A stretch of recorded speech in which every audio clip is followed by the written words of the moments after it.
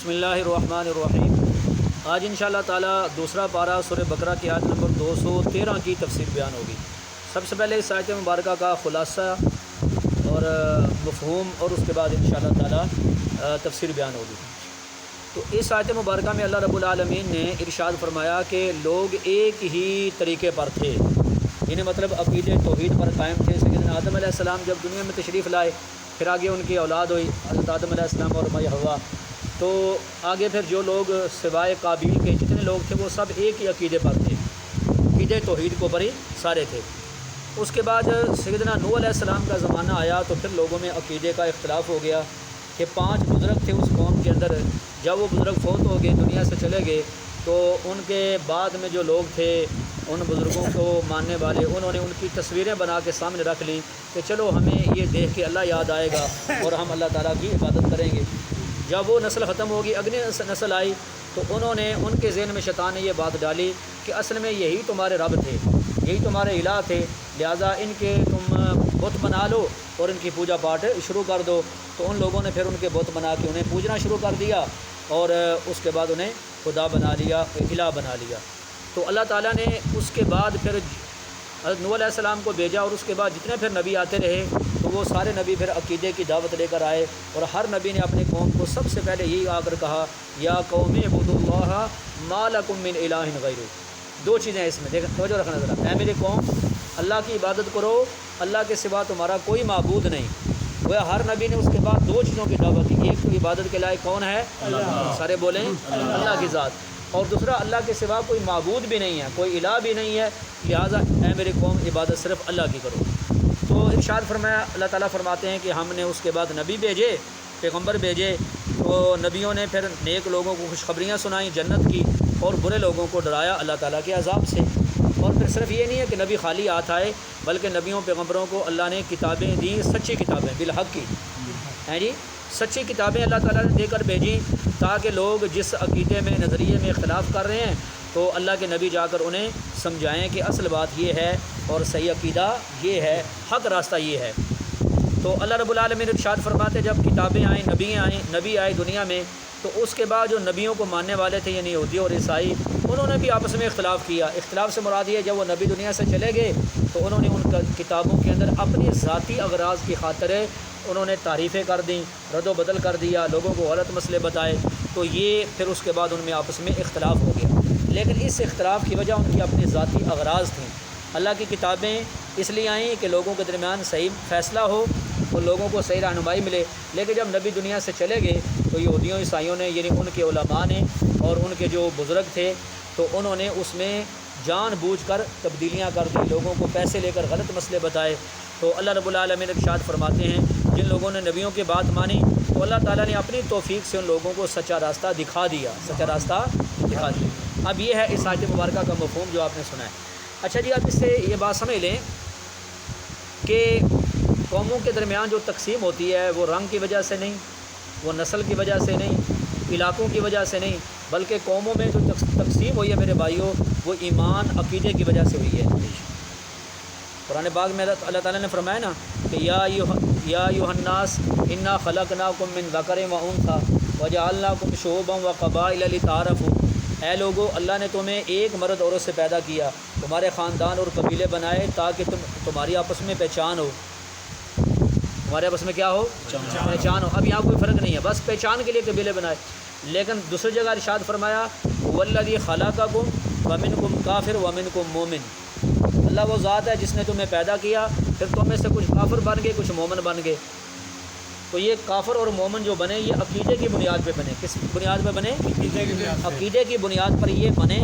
تو اس سے یہ بات کہی جاتی ہے کہ ساری دنیا کے مسلمان وہ آپس میں بھائی بھائی ہیں، انما المؤمنون اخوہ، ٹھیک ہے، خواہ وہ کسی بھی ملک کے رہنے والے ہوں، ان کا تعلق کسی خاندان قبیلے کے ساتھ ہو، ان کا رنگ و نسل جو بھی ہو، لیکن ایمان ان کو ایک ہی رشتے میں جوڑ دیتا ہے۔ ایمان کی وجہ سے مومن آپس میں کیا بن جاتے ہیں؟ بھائی بن جاتے ہیں۔ تو یہ جو بعد میں چیز آ گئی یہ جی غیر ملکی ہے، یہ فلاں علاقے کا رہنے والا ہے، نفرتیں لوگوں نے پیدا کی، تو اصل میں وہ لوگ ہیں کہ جن کو اپنے دین اور مذہب اور اسلام کا پتہ ہی نہیں ہے۔ حدیث میں فرمایا جو عصبیت پر مرے گا وہ جہلیت کی موت مرے گا۔ عصبیت اسی کو کہتے ہیں کہ بندہ یہ کہے جی میرا قبیلہ، میرا خاندان، ہیں جی میرا علاقہ میرا ملک اور یہ اگرچہ دوسرا اس کا بھائی ہو لیکن اس کا ساتھ نہ دے، اگرچہ دوسرا بندہ مظلوم ہی ہو لیکن اس کا ساتھ نہ دے، تو یہ عصبیت ہے، اس کو عصبیت کہتے ہیں۔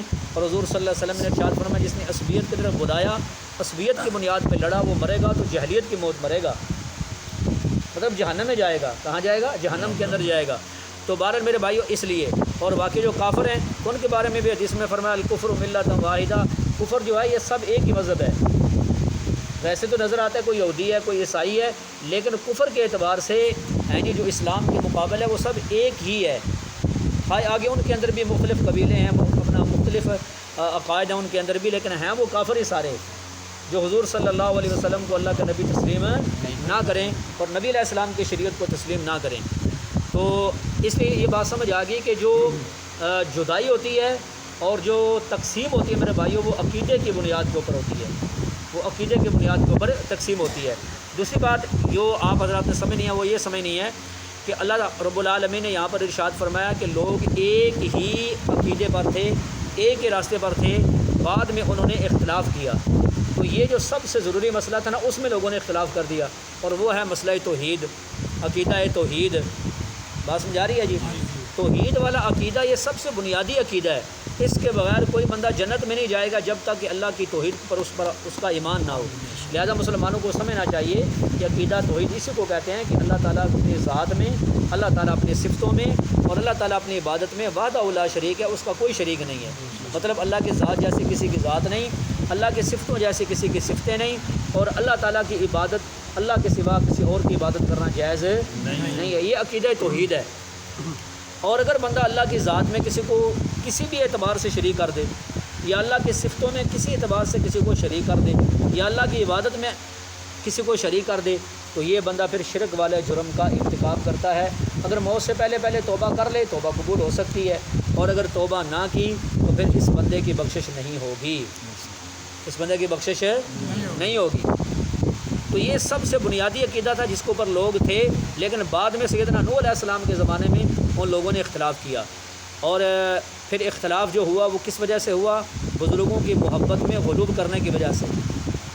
ود، سوا، یعوق، یعوق، نصر، حتیٰ کہ سیدنا نوح علیہ السلام نے 950 سال سمجھایا تو 80-82 لوگ مسلمان ہوئے، اور انہوں نے کہا آپس میں مشورہ کر کے لوگوں نے کہا وقالوا لا تذرن آلہتکم ولا تذرن ودا ولا سواع ولا یغوث ویعوق ونصر۔ انہوں نے کہا کہ ہم اپنے معبودوں کو نہیں چھوڑیں گے، ود، سوا، یعوث، نصر کو ہم نہیں چھوڑیں گے، یہ ہمارے معبود ہیں، ہم انہیں پر ڈٹے رہیں گے۔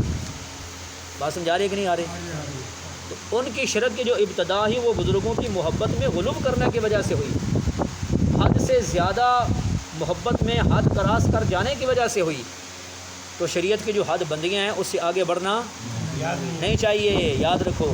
اس لیے ایک جملہ میرا آج کے درس میں آپ یاد رکھ جائیں، وہ جملہ یہ ہے کہ اگر کوئی بندہ اللہ والوں کی محبت میں حد سے آگے بڑھ جائے، غلوب کرے، تو پھر اس بندہ کو وہ بندہ آگے جا کر شرک بدعت کے گڑھے میں جا کے گرتا ہے۔ بات سمجھا رہی ہے؟ جو محبت میں غلوب کرے وہ یا شرک اختیار کرے گا یا بدعت اختیار کرے گا، اور جو بندہ اللہ والوں سے نفرت کرے، دشمنی کرے، اللہ والوں سے نعوذ باللہ بغض رکھے، تو وہ بندہ پھر جا کر الحاد کے گڑھے میں گرے گا، وہ ملحد ہوگا، آہستہ آہستہ کرتے کرتے رب کا منکر ہو جائے گا۔ نہیں سمجھ آئی؟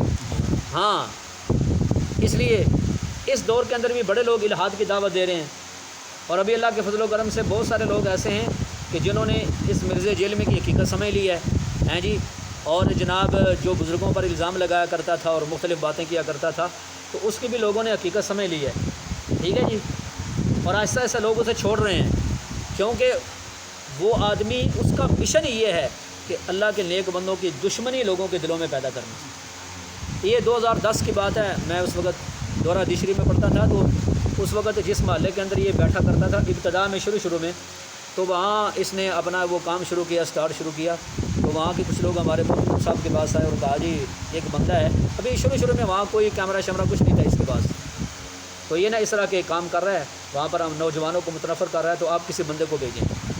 تو پھر استادوں نے مجھے کہا جی آپ جائیں، پھر مجھے اس لڑکوں کے ساتھ لے کر جائیں، تو جا کر نا اس سے بات کریں، تو میں چلا گیا۔ جب ہم وہاں پر گئے تو آگے جو تبلیغی ساتھی تھے نا ہمارے، جنہوں نے ہمیں بلایا تھا، تو وہاں جب تک ہم اس جگہ تک نہیں پہنچے تو انہوں نے کہا جی بالکل آپ نے اس سے بات کرنی ہے اور اس کو خاموش کرانا ہے. میں نے کہا ٹھیک ہے. جب ہم وہاں پر گئے تو وہ ساتھی مجھے کہنے لگے نہیں جی پھر لڑائی ہو جائے گی، جھگڑا ہو جائے گا، تو آپ صرف نا اس کی باتیں سن لیں کہ وہ باتیں کیا کرتے ہیں. میں نے کہا پھر باتیں ہم نے سننی ہے تو پھر آپ ہمیں یہاں لائے کیوں ہیں؟ اب یقین کرو اللہ کے گھر میں بیٹھا ہوں، اس نے وہاں میں اس کے سامنے بیٹھا ہوا تھا اور اس نے اتنی غلط الزام لگایا مولانا قاسم نانوتوی رحمۃ اللہ علیہ. کہنے لگا جی ان کا نظریہ انہوں نے لکھا ہے کہ اللہ تعالیٰ نے اپنے نبی کی جان یہاں جو ہے نا روک دی تھی، گلے کے اندر روک دی تھی. اب وہ ساتھی میرے پاس بیٹھے ہوئے تھے، مجھے بولیں، حالانکہ بالکل جھوٹ بولا اس نے. یہ میں نے آپ کو ایک مثال دی ہے. تو اس طرح کے یہ لوگ کام کرتے ہیں کہ نعوذ باللہ اللہ والوں کی نفرت لوگوں کے دلوں میں بٹھاتے ہیں. تو دیکھو انہوں نے شرک کیا کس وجہ سے؟ اللہ والوں کی محبت میں غلوب کر کے. اور جو لوگ الحاد کے گڑھے میں گر رہے ہیں، خدا کے منکر ہو رہے ہیں، تقدیر کے منکر ہو رہے ہیں، قرآن کے منکر ہو رہے ہیں، وہ اس وجہ سے کہ وہ اللہ والوں کے ساتھ دشمنی کرتے ہیں.